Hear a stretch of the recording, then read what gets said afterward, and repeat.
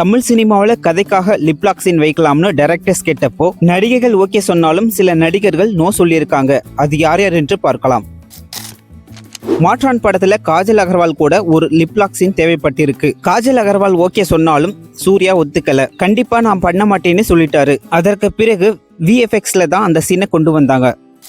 96 பட கிளைமேக்ஸ்ல விஜய் சேதுபதிக்கும் த்ரிஷாவுக்கும் ஒரு லிப்லாக் சீன் வைக்க பிளான் பண்ணியிருக்காங்க. த்ரிஷாவும் ஓகே சொல்லிட்டாங்க. ஆனா விஜய் சேதுபதி வேணாம், அந்த கதையோட தூய்மை கெட்டுடும், அவங்களோட காதல் எமோஷனலாகவே இருக்கட்டும்னு ஸ்ட்ரிக்டா சொல்லிட்டாரு. நடிகர் சிபிராஜ் நடித்த சத்யா படத்துல ரம்யா நம்பீசன் கூட ஒரு லிப்லாக் சீன் வைக்க டைரக்டர் கேட்டப்போ சிபிராஜ் முடியவே முடியாதுன்னு மறுத்துட்டாரு. தியேட்டர்ல என் பையன் இந்த படத்தை பார்ப்பான், அவனுக்கு இது சங்கடத்தை கொடுக்கும்னு சொல்லியிருக்காரு.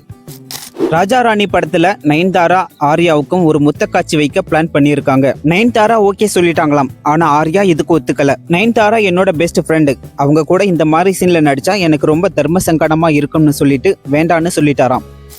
நடிகர் தனுஷ் 3 படத்துல ஸ்ருதிஹாசன் கூட ஒரு லிப்லாக் சீன்ல நடிச்சப்போ பெரிய லெவல்ல விமர்சனம் வந்துச்சு. அதற்கு பிறகு மரியான் படத்துல அவருக்கும் பார்வதிக்கும் இருக்கிற ஒரு அழகான காதலை காட்டுறதுக்காக டைரக்டர் ஒரு கிஸ் சீன் வைக்கலாம்னு கேட்டிருக்காரு. பார்வதி ஓகே சொன்னாலும் தனுஷ் மறுத்துட்டாரு.